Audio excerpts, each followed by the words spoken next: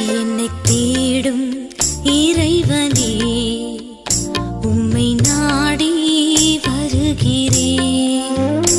என்னை தேடும் இறைவனே, உம்மை நாடி வருகிறேன். இன்றைய தியானத்தின் தலைப்பு ஒரே பலி.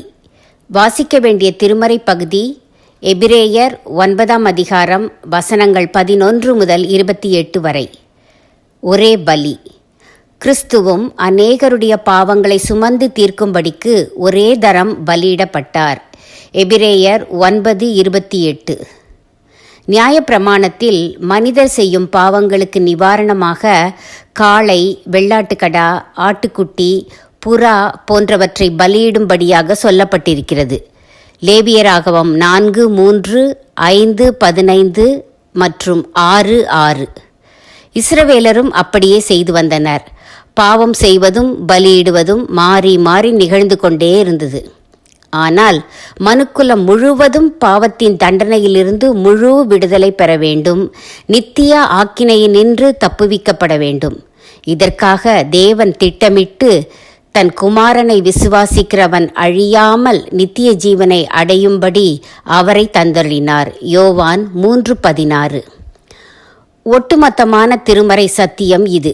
எல்லா மனுஷரும் பாவம் செய்தபடியால் அவர்களை கொடுமையான பாவ தண்டனையினின்று ரட்சிப்பதற்காக தேவன் தன் குமாரன் சிலுவையில் பலியாகும்படிக்கு அவரை அனுப்பினார்.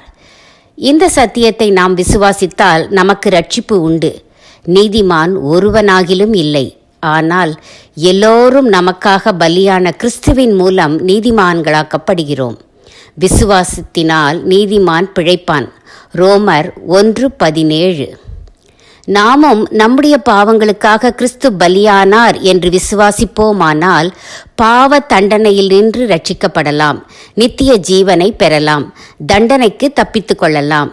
கிறிஸ்துவின் மூலம் இப்படி தண்டனைக்கு தப்பித்து நித்திய ஜீவனை பெறலாம் என்பதே நற்செய்தி. தேவனுக்கேற்கும் பலிகள் நொறுங்குண்ட ஆவிதான். சங்கீதம் 51:17. தேவனுக்கு ஏற்கும் பலிகள் நொறுங்குண்ட ஆவிதான்.